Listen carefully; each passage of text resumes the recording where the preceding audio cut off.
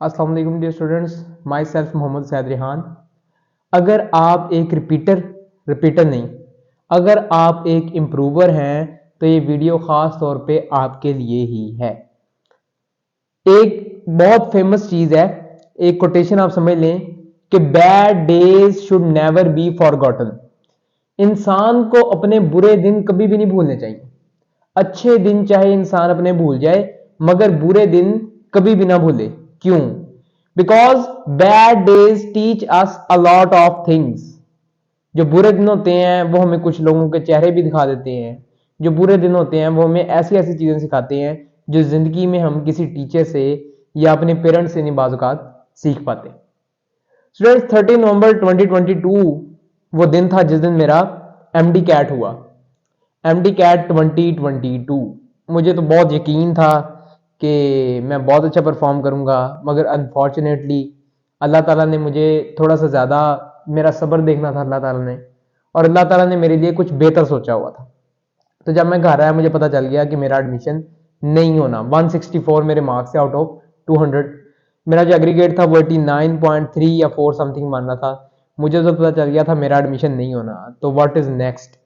सबसे पहली बात है कि आप लोग बच्चे जो है ना, वो आप लोग हो जाते हैं, टेंस हो जाते हैं कि जी पता नहीं, जी एडमिशन नहीं होगा तो पता नहीं क्या हो जाएगा, हमें सांस नहीं आएगी, हम पता नहीं जिंदा रहेंगे कि नहीं जिंदा रहेंगे। बेटा देखिए, जिंदगी, मौत और ये कामयाबी सब कुछ अल्लाह ताला के हाथ में है। और एक फेमस जो सेइंग है वो आप याद रखें कि जब मैंने एक वजह तलाश की कि मैं क्यों फेल हुआ, यानी कि एक बच्चा जो एवरेज स्टूडेंट था, फिर उसने मेहनत की, वो थोड़ा सा ऊपर आया, फर्स्ट पोजीशन आया, सेकंड पोजीशन पे आया। तो एट द ऑल जब आप 4 साल की एक मुसलसल एक चीज के लिए मेहनत करें और 4 साल बाद एक 200 एमसीक्यू का टेस्ट हो और वो आपको जी अपना आईना दिखा दे आपके सामने कि जी आप इस चीज के काबिल नहीं है, तो बंदा ना दिली तौर पे तो बड़ा हार्ड होता है। मगर मैंने ये वजह ढूंढी कि मुझे जीतने के लिए क्या जरूरी है। जीतने के लिए जो इंपॉर्टेंट चीज मैंने तलाश की, जो जरूरी है, वो है जीतने के लिए हारना जरूरी है। जब तक आप हारते नहीं हैं उस तक आप जीत नहीं सकते। जब आप हारेंगे, आप अपनी गलतियों को ठीक करेंगे, तो फिर आप जीत की मंजिल की तरफ गामजन हो जाएंगे। अच्छा बच्चों, तो फिर मैंने तो फर्स्ट ऑफ ऑल देखा कि मैंने रिपीट करना है कि नहीं रिपीट करना। तो सबसे पहले मुझे रिपीट के लफ्ज़ से बहुत नफरत है। फॉर एग्जाम्पल, रिपीट का मतलब क्या है, रिपीटर का मतलब क्या, आप मुझे बताएं। रिपीटर का मतलब है कि एक चीज को दोबारा रिपीट करना, यानी कि जो आपने पिछले साल मिस्टेक्स की वही आप दोबारा दोहराओगे। बहुत अच्छी बात है। जो आपने पिछले साल नंबर लिए, पिछले साल गलतियां की, पिछले साल जो आवारा गर्दी की, पिछले साल इतना फोन यूज किया, पिछले साल इतने इलेक्ट्रॉनिक गैजेट्स यूज किए, वो आप दोबारा करोगे। इसका मतलब है रिपीट करना। जिसने जिसने रिपीट करना है वो रिपीट करे फिर। मगर जिसने इंप्रूव करना है वो अपने आप को भी इंप्रूव करेगा और अपनी मिस्टेक्स को भी इंप्रूव करेगा। इंप्रूव का मतलब है कि पिछले साल जो आपने गलतियां की, इस साल या अब की बार आप वो गलतियां नहीं करने वाले। अब की बार आप अपना एक बेहतर वर्जन जो है वो सामने लेकर आएंगे। क्योंकि जिंदगी जो है ना बच्चों, जिंदगी सिर्फ एक चीज के ऊपर चलती है। जिंदगी जब भी आपको नीचे गिराती है ना, उसका सिर्फ एक मतलब होता है। उसका मतलब ये होता है कि आप अपने आप को अब थोड़ा सा चेंज करें और एक अच्छे वर्जन में अपने आप को लेकर आए और अपने आप को थोड़ा सा और ऊपर लेकर जाए। अल्लाह ताला जब भी अपने बंदे को थोड़ा सा ऊपर लेके जाना चाहते हैं ना, तो वो कहते हैं कि मेरा बंदा ना मेहनत करे, मेरा बंदा पहले गिरे, गिर के फिर उसको पता चलेगा कि यार मैंने तो बहुत मिस्टेक्स की हैं, मुझे इससे लर्न करना चाहिए, और फिर ही वो बंदा आगे जाता है। सबसे पहली बात है, आपने पूछना अपने आप से कि आपने इंप्रूव करना है कि रिपीट करना है। अगर तो आपने रिपीट करना है तो भाईजान ये वीडियो इधर ही बंद कर दो। अगर आपने इंप्रूव करना है अपने स्कोर को, भाई मेरा 164 था, मैंने अपने आप से एक कमिटमेंट की थी कि I will fight till the last day. मगर अगर तो मेरा एक भी मार्क इंप्रूव हुआ, यानी कि 164 से मैं 165 पे भी आ गया, तो मेरे लिए ये अचीवमेंट है। मैंने ये नहीं कहा कि मेरा एडमिशन हो जाएगा तो मेरे लिए अचीवमेंट है, नहीं। मैंने कहा 164 से मैं एक नंबर भी इंप्रूव कर गया, मेरे लिए अचीवमेंट है। इसको मैंने इंप्रूवमेंट का नाम दिया। तो मैंने अपना एमकैट इंप्रूव करना शुरू कर दिया। सबसे पहले जो दिमाग के अंदर इतना कुछ, यानी कि डिप्रेशन वगैरह ये चीजें, थिंकिंग, मुख्तलिफ किस्म की रीजनिंग थॉट्स ये भरे हुए थे, इनको बाहर निकालना था। इसके लिए इंसान किसी अच्छे ट्रिप पे जाए ताकि दिमाग से जो सारी चीजें ना वो पहले इरेज हो जाए। अब आपने एक नए सिरे से स्टार्ट करना है। जनवरी के अंदर मैंने एक प्रॉपर स्केड्यूल बनाया और उससे मैंने शुरू किया जनवरी के अंदर। फॉर एग्जाम्पल अगर आप ये वीडियो अब देख रहे हैं तो आप दिसंबर के स्टार्ट से एक प्रॉपर स्केड्यूल बनाए और शुरू कर दिए। अगस्त के अंदर एमकैट होता है, अगस्त के अंदर एमकैट हो ना हो, आपने ऐसा स्केड्यूल बनाना है कि आप एट द एंड तक, अगस्त के अंदर तक क्या करें, अपने आप को एमकैट एस करने के काबिल बना लें कि आपकी अगस्त तक मुकम्मल तैयारी हो। पहली बात। दूसरी बात बच्चों के, जब हम एमकैट की तैयारी शुरू करते हैं ना, हम अकेडमीज पे बहुत डिपेंडेंट होते हैं। मतलब मैं आपको बताता हूं, मैंने स्टेप से पढ़ा, मुझे ये था जी स्टेप से इतनों के एडमिशन हुआ है जी, मेरा भी होगा इंशाल्लाह। तो अल्लाह ताला को नहीं मंजूर था, मैं सारा साल घर बैठा, घर बैठ के तैयारी की। मेरे घर के करीब एक अकेडमी थी जिसका नाम था स्ट्राइव अकेडमी।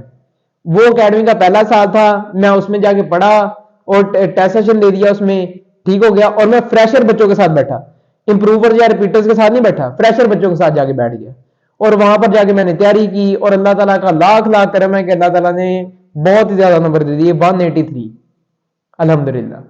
तो यानी कि पहली बात, आपने इस फितूर से बात आना है कि अकेडमी आपको किस जगह पे लेके जाएगी। अकेडमी नहीं किसी जगह पे लेके जाती, ये आप खुद हैं जो आप अपने आप को किसी जगह पर लेकर जाते हैं।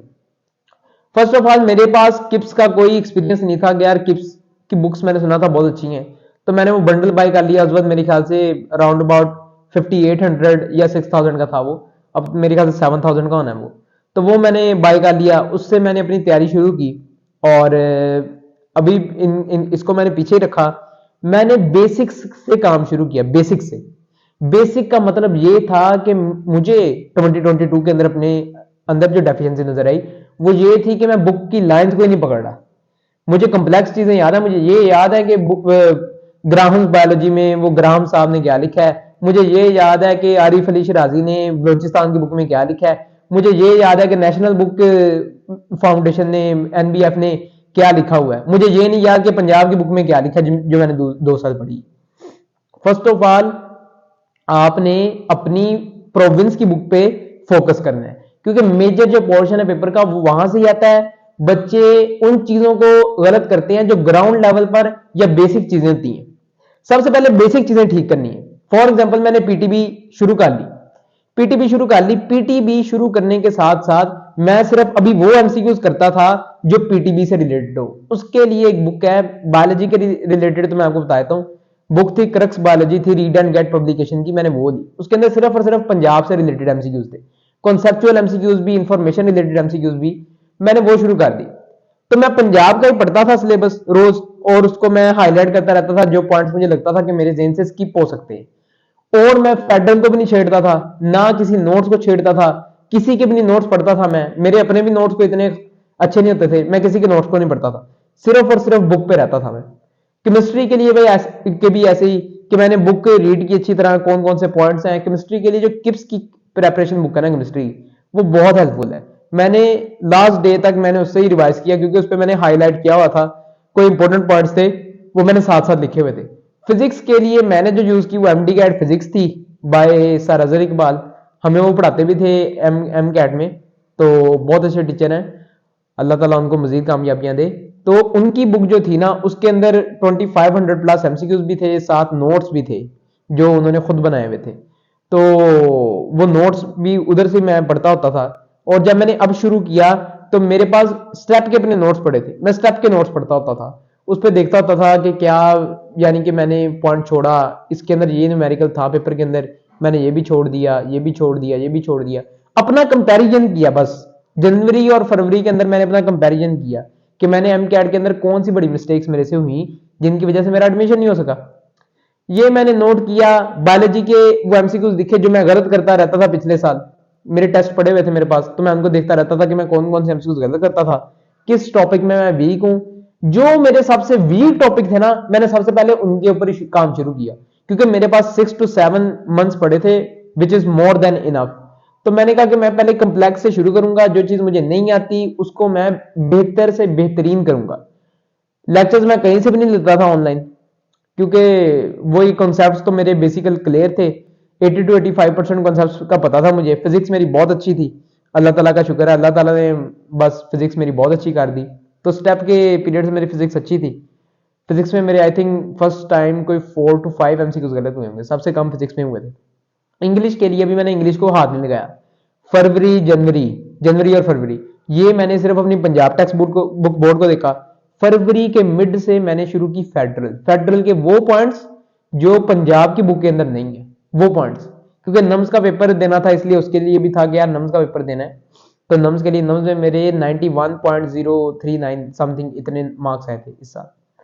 तो नम्स के लिए मैंने फेडरल पढ़नी शुरू की दूसरे टाइम पे, किप्स की बुक को भी नहीं खोला। अच्छा, जब फेडरल पढ़नी शुरू की, फिर मैंने स्टेप के पेपर किए। स्टेप के पेपर जो है ना, आपने बात सुनी है, स्टेप में अगर आपके अच्छे मार्क्स नहीं आते कोई मसला नहीं, क्योंकि उसके पेपर पंजाब से भी होते हैं, उसके फेडरल भी होती है बीच में, उसके केपी के और बलोचिस्तान इवन के उसके बीच में होती है, सिंध भी होती है बाज़ औक़ात उसके बीच में, जो एमसीक्यू आया होता है। तो आपने क्या करना है, आपने फेडरल को हल्का सा टच देना है दूसरे या तीसरे महीने के अंदर, जब आपने प्रेपरेशन करनी है तो फेडरल की पढ़नी है। इसके अलावा केमिस्ट्री में क्या बेसिक चीज है, केमिस्ट्री में बच्चों एमसीक्यूज कॉन्सेप्चुअली आना है। कॉन्सेप्ट के अलावा बुक की लाइन बहुत कम पूछता है, आपको कॉन्सेप्ट आने चाहिए। जो आपने नोट्स बनाए हैं उनके ऊपर काम करो, नहीं है तो इनऑर्गेनिक केमिस्ट्री के लिए खास तौर पे बुक को पढ़ो, बुक को रीड करो, बुक के कॉन्सेप्ट्स को देखो क्या है क्या नहीं है। ठीक हो गया कि ये रुबिडियम रिएक्ट करता है वाटर के साथ, नहीं करता, पोटाशियम रिएक्ट करता है, नहीं करता, ठीक हो गया ना, ये आपको पता होना चाहिए कि पोटासियम जो है, ये कैल्शियम वगैरह जो है, ये वाटर के साथ बहुत जल्दी रिएक्ट कर जाते हैं। ऑक्साइड्स और हाइड्रोक्साइड्स और सल्फाइड्स और नाइट्राइड्स की सॉल्युबिलिटी ऑर्डर क्या है, ये आपको पता होना चाहिए। इसके अलावा ऑर्गेनिक केमिस्ट्री के आपको कॉन्सेप्ट्स पता होना चाहिए, वो तो आप सेकंड ईयर से क्लियर करते आ रहे हैं। रिएक्शंस को एक दफा लिख के देख लेना है। फर्स्ट ईयर की जो केमिस्ट्री है वो तो बच्चों बुक से ही होती है, सेकंड ईयर की जो केमिस्ट्री है वो भी बुक से ही होती है। केमिस्ट्री बुक से ही करेंगे, बुक की लाइन ही होती हैं जो आखिर पे आपको तंग कर रही होती है। इसके अलावा मैंने आपको क्या कहा कि केमिस्ट्री की वैक की बुक उसको सेकंड प्रायोरिटी पे लिखें, फर्स्ट प्रायोरिटी पे अगर आपको किप्स की बुक मिल जाए केमिस्ट्री की, किप्स की कौन सी बुक, जो प्रेपरेशन बुक होती है केमिस्ट्री की, इट इज आउटस्टैंडिंग। यानी कि उसके ऊपर सिंपल चीजें भी हैं, उसके ऊपर कॉम्प्लेक्स चीजें भी हैं, सारे टॉपिक सब कुछ उसके ऊपर है। तो मैंने जब मार्च में किप्स की बुक स्टार्ट की, मार्च से लेके एट द एंड मैंने किप्स की केमिस्ट्री की बुक को ही अपना पीर बना लिया। मैंने कहा भाई मैंने इससे नहीं हिलना। अच्छा, इसके अलावा इंग्लिश मैंने कब शुरू की, इंग्लिश मैंने शुरू की अप्रैल में। मैं वो कैब पढ़ता रहता था। इंग्लिश का ना सिलेबस जो है बड़ा अनसर्टन सा है, पेपर में कुछ पता नहीं होता क्या आ जाए क्या नहीं आ जाए। 2022 का भी ऐसा था, सिलेबस को छोड़ देते हैं, दे बीच में कुछ छोड़ देते हैं। इसलिए इसके लिए आपको ग्रामर के ऊपर ग्रिप होनी चाहिए।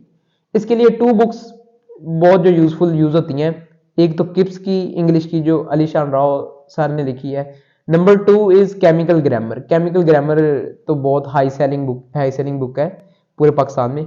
तो इन दोनों में से किसी को भी कंसल्ट कर लें। उसके बाद मैं आपको बता रहा हूं कि मेरे जैसे एक एवरेज स्टूडेंट ने फ्रेशर सेशन के अंदर बैठकर अगर इतने नंबर दे दिए हैं, तो आप जैसे पढ़ाकू बच्चे के लिए या इंटेलिजेंट बच्चे के लिए इतने नंबर लेना तो कोई काम ही नहीं है, आप इससे भी ज्यादा ले सकते हैं।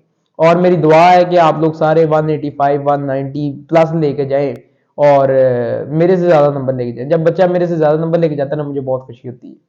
तो इसके अलावा मैं आज से शुरू कर रहा हूँ ये अपनी एक वीकली हमारी वीडियो आया करेगी। बेसिकली बच्चे जो इंप्रूवर्स होते हैं ना, उनके ऊपर घर का भी बहुत ज्यादा प्रेशर होता है, बर्डन होता है, सोसाइटी का भी बहुत ज्यादा बर्डन होता है, और बाज़ का लड़के ऐसे डिप्रेशन में चले जाते हैं। तो मैं बेसिकली उनके लिए मैं हेल्प करना चाहता हूँ उनकी, ताकि जो ऐसे बच्चे हैं अगर उनका कोई इशू है तो वो मेरे साथ डिस्कस करें और हम इंशाल्लाह मिल के उसको सॉल्व करेंगे। और इंशाल्लाह एमडी कैट 2024 में आपने बस अल्लाह ताला से दुआएं करनी है और अल्लाह ताला ने आपका बेड़ा पार कर देना है इंशाल्लाह। तो बस अब मुझे अपनी दुआओं में याद रखें, और इसी तरह ही हम वीकली बेसिस पे इंशाल्लाह बताता रहूंगा आपको फिजिक्स कैसे करनी है, इस वीक में केमिस्ट्री कैसे करनी है, बायो कैसे करनी है, और ऐसे ही बताता रहूंगा कि इंग्लिश को कैसे लेके जाना है, लॉजिकल रीजनिंग मैंने क्या किया लॉजिकल रीजनिंग के लिए। तो आपने इंशाल्लाह तवज्जो रखनी है, चैनल के ऊपर वीडियोस इंशाल्लाह हर हफ्ते आती रहेंगी। नेक्स्ट लेक्चर तक अल्लाह हाफिज।